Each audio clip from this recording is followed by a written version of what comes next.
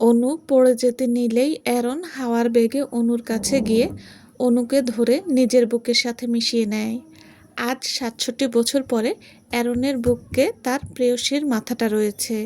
এত বছর পর অ্যারন শান্তি অনুভব করছে। নিজের হারানো গুপ্তধন সে ফিরে পেয়েছে। অ্যারন অনুর থুতনি ধরে মুখটা একটু উপরে তোলে। সেই চিরচেনা চেহারা আজ তার সামনে। হ ভাই, সে আগন্তুক অ্যারন। এঙ্গেজমেন্ট পার্টিতে অনুর পিঠে অ্যারনের হাত লাগার পর অ্যারন তার অতীতের সুন্দর কিছু মুহূর্ত দেখতে পায়, আর সবশেষে তার প্রিন্সেসের চেহারা স্পষ্ট দেখতে পায়।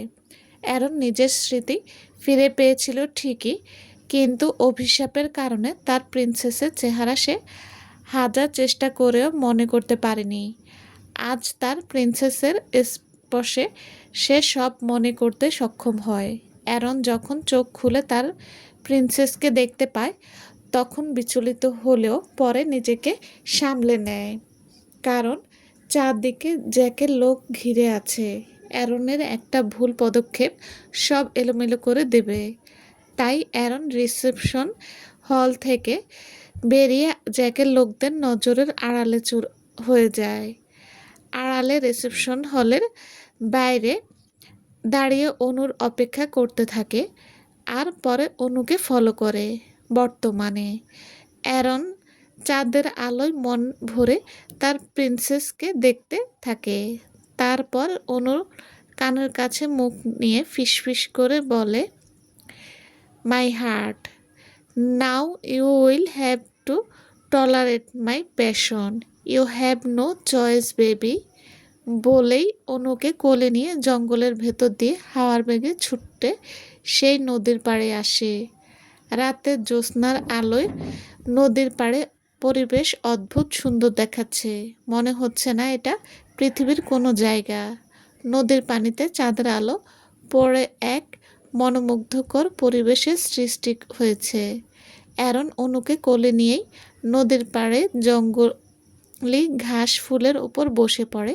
অ্যারন অনুর মাথাটা নিজের বুকের বাঁ পাশটাতে হালকা চেপে ধরে থাকে কিছুক্ষণ, আর চোখ বন্ধ করে জোরে জোরে শ্বাস নিতে থাকে। অ্যারন মুহূর্তটাকে অনুভব করছে তার প্রেয়সীকে। কিছু সময় পার হওয়ার পর অ্যারন অনুকে ঘাস ফুলের উপর শুইয়ে দেয়, আর অ্যারন অনুর পাশে মাথায় এক হাত দিয়ে আধশোয়া হয়ে চাঁদের আলোয় অনুকে দেখতে থাকে। মৃদু বাতাসে অনুর কিছু চুল অনুর মুখের উপরে এসে পড়লে অ্যারন তার ঠান্ডা হাত দিয়ে তা সরিয়ে দেয়, আর অনুকে দেখতে থাকে। অনু এখনো অজ্ঞান হয়ে আছে, তাই তার সাথে কি হচ্ছে তা অনু জানতে পারছে না। অনুকে দেখতে দেখতে হুট করে অ্যারন নিজের কন্ট্রোল হারিয়ে ফেলে, আর আধশোয়া অবস্থায় ঝুঁকে অনুর ঘাড়ে মুখ গুজে দেয়, আর অনু চুলের ঘ্রাণ নিতে থাকে। কিছুক্ষণ পর অ্যারন অনুর চুল থেকে মুখ তুলে অনুকে একবার দেখে এবার অনুর গলায় মুখ গুজে দেয়, আর অ্যারন পাগলের মতো অনুর গলার নিচের ঠোঁটে ছোঁয়াতে থাকে। একজন ড্রাগ অ্যাডিক্টেড মানুষ যখন দীর্ঘদিন পর আবার ড্রাগ পেয়ে মাতাল পাগলের মতো আচরণ করে, অ্যারনও ঠিক তেমনই আচরণ করছে এই মুহূর্তে। অ্যারনের এমন নেশালো ছোঁয়ায় অজ্ঞান থাকা অবস্থায়ও অনু বারবার কেঁপে কেঁপে উঠছে। অ্যারন নিজেকে সামলানোর চেষ্টা করতে থাকে। অ্যারন অনুর গলায় ঠোঁট ছোঁয়ানো বন্ধ করে অনুর গলায় জোরে নিঃশ্বাস ফেলতে থাকে। এবার অ্যারন অনেক কষ্টে নিজেকে সামলিয়ে অনুর গলায় থেকে মুখ তুলে একটু দূরে সরে যায়। অ্যারন নিজেকে কন্ট্রোল করার জন্য জোরে জোরে শ্বাস নিয়ে নিজেকে শান্ত করার চেষ্টা করতে থাকে, কিন্তু হুট করেই অ্যারনের দৃষ্টি অনুর পেটের দিকে পড়ে। এত ধকলের পর অনুর শাড়ি অনেকটাই এলোমেলো হয়ে গেছে। অনুর পেটের উপরের কাপড়ও সরে অনুর হলদেটে ফর্সা পেট উন্মুক্ত হয়ে আছে। ফলে অনুর পেটের এক পাশে অনেকটা জায়গা জুড়ে থাকা জন্মদাগটাও দেখা যাচ্ছে। জন্মদাগটা দেখতে অনেকটাই আঘাতের চিহ্নের মতো। প্রথম দেখায় যে কেউ ভাববে যে ওই জায়গা ধারালো কোনো অস্ত্র দিয়ে আঘাত করা হয়েছে। খুব কাছ থেকে না দেখলে কেউ বুঝতে পারবে না যে এটা আঘাত নয়, জন্মদাগ। চাঁদের আলোয় অ্যারন অনুর পেটের দিকে ঠিক ওই দাগটার দিকে তাকিয়ে আছে। দাগটা যে অ্যারনের কাছে খুব পরিচিত। অ্যারন এবার অনুর পেটের সেই জন্মদাগটার দিকে ঝুঁকে পড়ে আর খুঁটিয়ে খুঁটিয়ে কাছ থেকে দাগটা দেখতে থাকে। অ্যারন সম্পূর্ণভাবে নিশ্চিত যে অনুই তার প্রিন্সেস।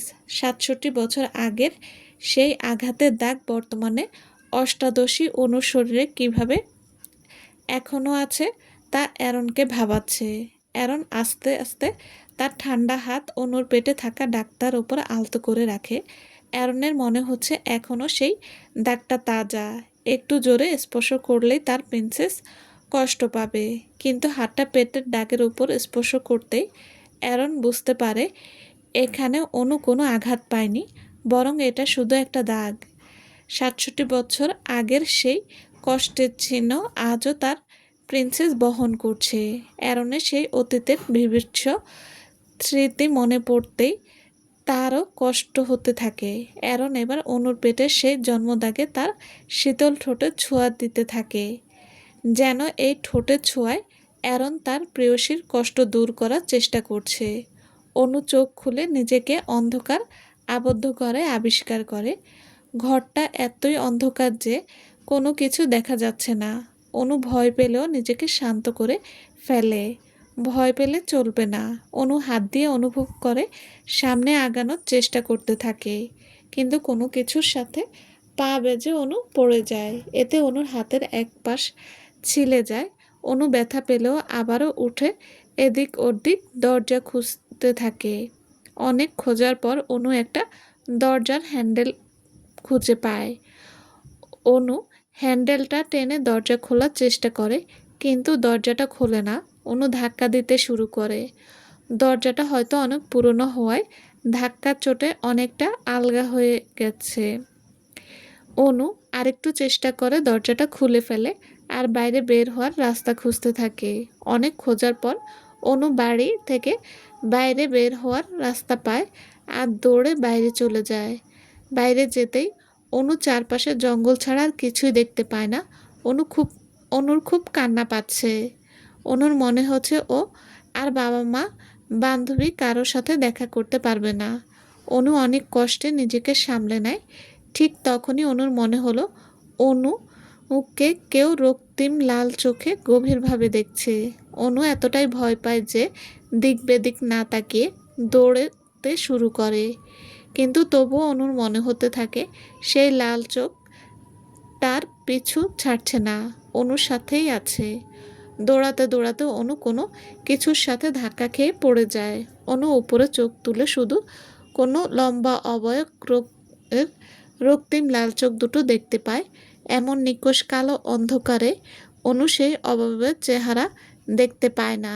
অনুর আগের ব্যথা পাওয়া জায়গায় আবার ব্যথা পাওয়ায় অনু কষ্ট আরও বেড়ে যায়। অনু অনেক কষ্টে উঠে দাঁড়ায় আর সামনের অবয়বটাকে দেখার চেষ্টা করতে লাগলো। অবয়বটা ক্রমই অনুর দিকে এগোতে থাকে। এতে অনু ভয় পেয়ে কিছুটা পিছিয়ে যায়।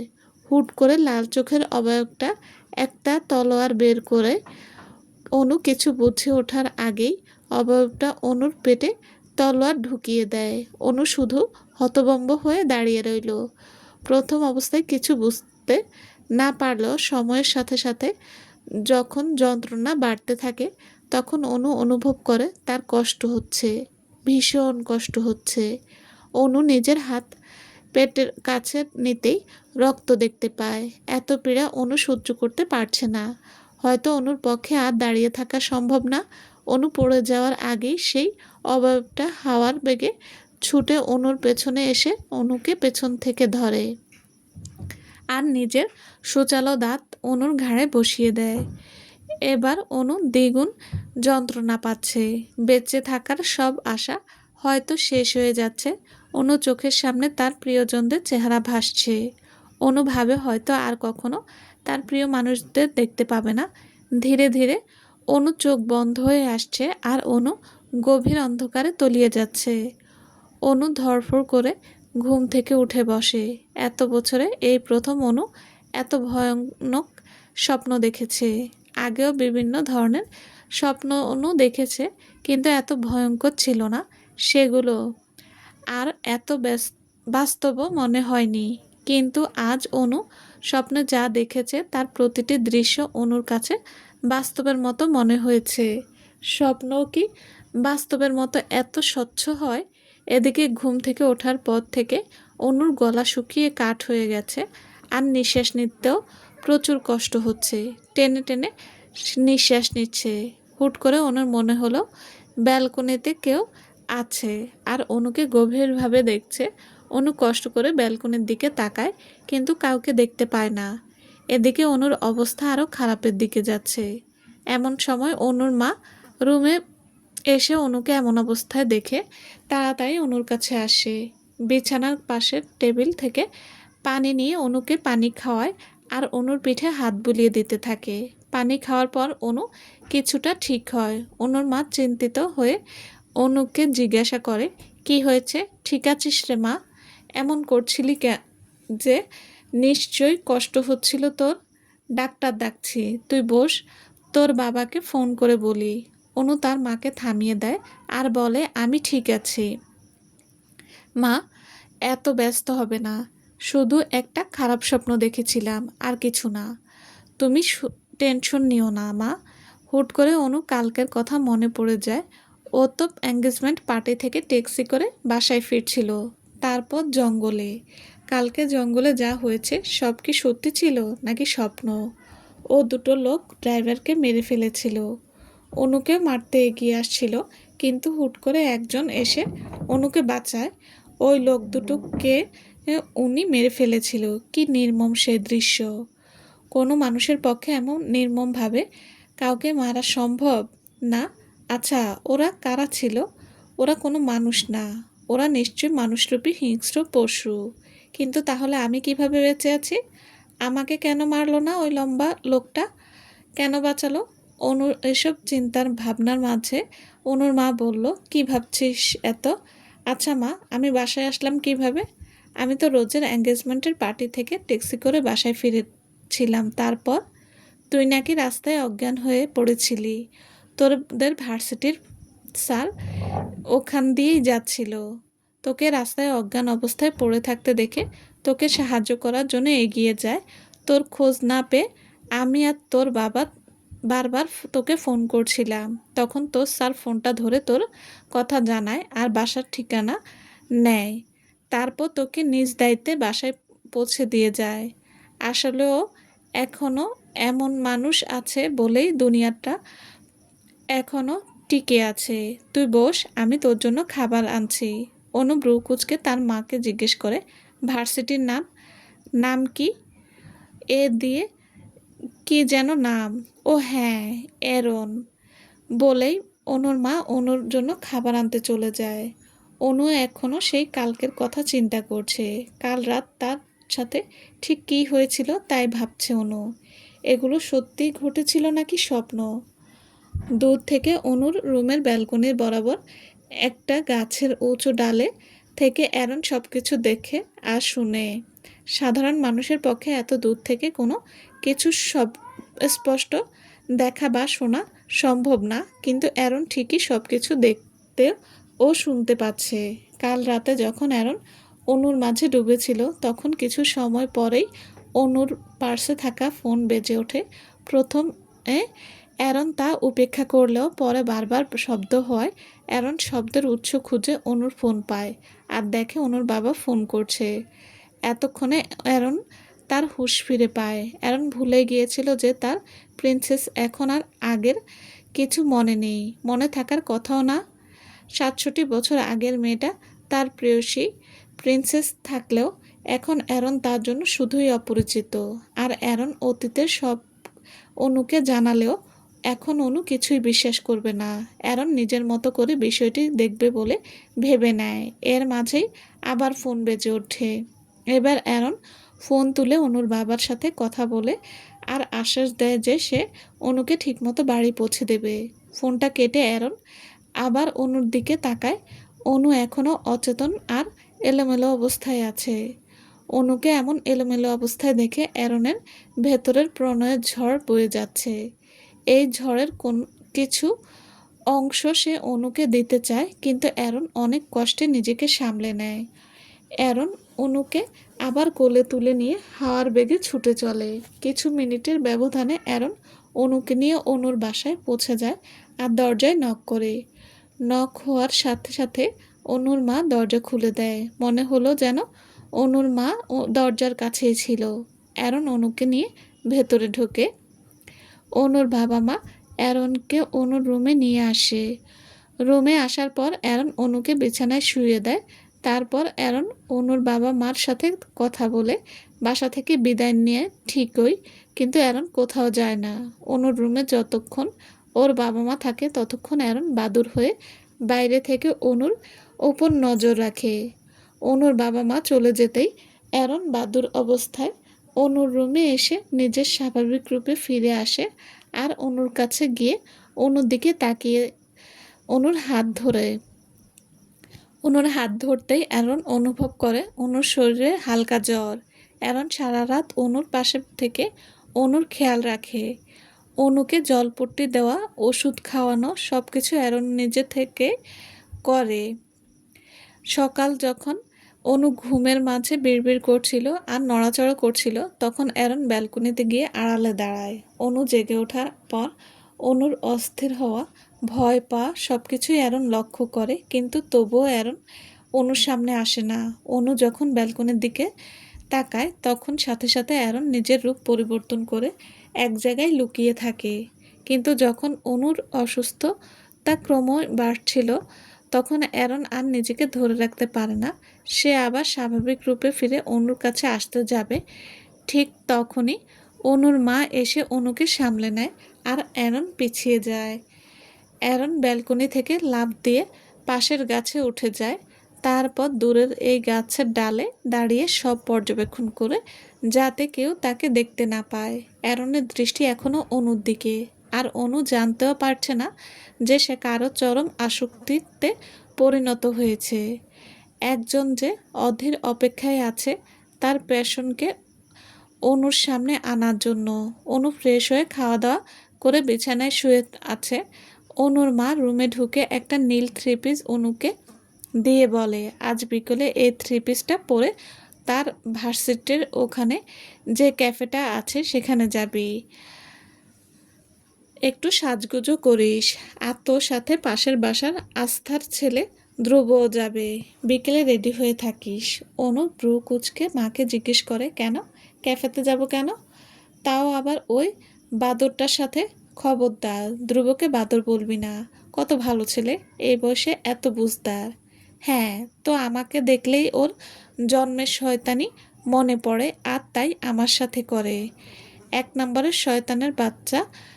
চুপ, এত কথা বলবি না, যা বলছি তাই করবি। তোর বাবা অনেক ভালো একটা ছেলে পেয়েছে, নাম রাহান। ভালো চাকরি করে, ফ্যামিলিও ভালো, তোর সাথে দেখা করতেই চাইছে।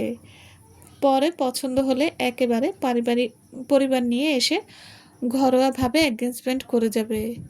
মা, এত কিছু হয়ে গেল, তুমি আমাকে জানালেও না।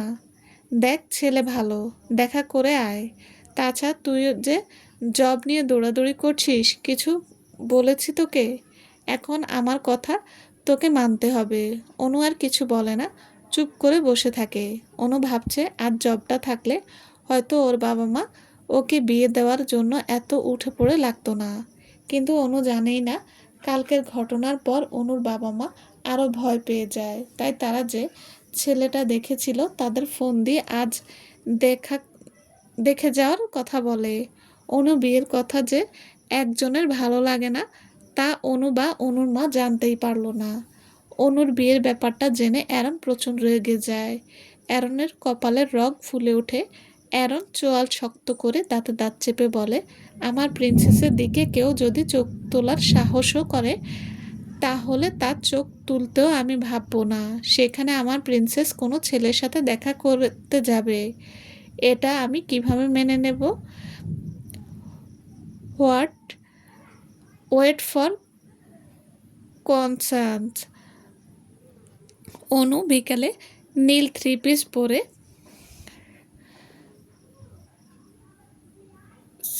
অনু বিকেলে নীল থ্রি পিস রেখে সাদা একটা থ্রি পিস পরে রেডি হয়ে নেয়।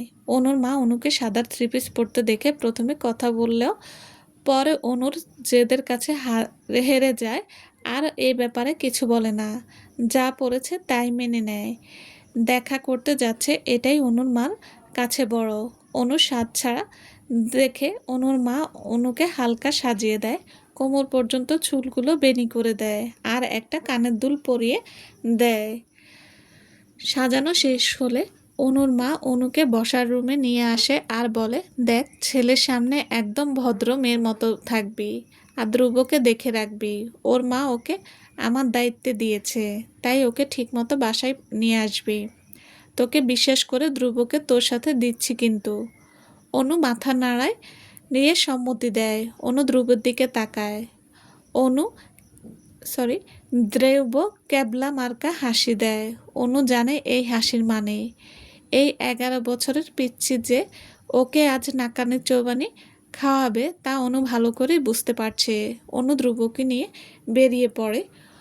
অনু শক্ত করে ধ্রুবের হাত ধরে তাকে, যেন ধ্রুব এদিক সেদিক যেতে না পারে। রাস্তায় দোকানে চকলেট দেখে ধ্রুব চকলেটের জন্য বায়না শুরু করে দেয়। অনুও বাধ্য হয়ে ধ্রুবকে নিয়ে দোকানে চকলেট কিনে দেয়। অনু টাকা দেওয়ার সময় ও ধ্রুবর হাত ছেড়ে টাকা দিয়ে আবার হাত ধরার জন্য পাশে তাকাতেই দেখে ধ্রুবর ওর পাশে নেই। অনু আশেপাশে তাকিয়ে ধ্রুবকে খুঁজতে থাকে আর দেখে ফাজিল ধ্রুব মেইন রোডের মাঝখানে চলে গেছে। ভাগ্যিস কোনো গাড়ি নেই। অনু আর দেরি না করে ধ্রুবকে আনতে যায়। অনু যখন রাস্তার মাঝে এসে ধ্রুবর হাত ধরে ঠিক তখনই একটা গাড়ি ওদের দিকে হাই স্পিডে এগিয়ে আসে। অনু গাড়ির শব্দ পেয়েই পেছনে তাকিয়ে দেখে গাড়িটা অনু আর ধ্রুবের প্রায় কাছে চলে এসেছে। অনু যে এখানে থেকে সরে যাবে সে সময় হয়তো পাবে না। অনু ধ্রুবকে আগলে নিয়ে জড়িয়ে ধরে। গাড়িটা যেদিকে আসছে অনু সেদিকে পিঠ দিয়ে ধ্রুবকে সামনে রেখে আগলে নেয়। অনুর শুধু মায়ের বলা একটা কথা মনে পড়েছে। অনুকে বিশ্বাস করে ধ্রুবকে সাথে দিয়েছে, সে বিশ্বাস সে যেন অনু রাখে। অনু শুধু চিন্তা করছে আমার যা হওয়ার হোক, কিন্তু মার বিশ্বাসের মর্যাদা যেন দিতে পারি। এসব ভেবে অনু নিজের চোখ বন্ধ করে ফেলে আর গাড়িটা ওদের অনেক কাছে এসে পড়ে। চলবে। আসসালামু আলাইকুম। গল্পটা কেমন লেগেছে প্লিজ জানাবেন। আপনাদের একটা লাইক কমেন্টে অনেক ভালো লাগে আমার। প্লিজ অবশ্যই অন্তত একটা লাইক দেবেন। আর হ্যাঁ, যারা আমার চ্যানেল এখনও সাবস্ক্রাইব করেননি তারা প্লিজ চ্যানেলটি সাবস্ক্রাইব করে পাশে থাকবেন। আর সবাই ভালো থাকবেন। আল্লাহ হাফেজ।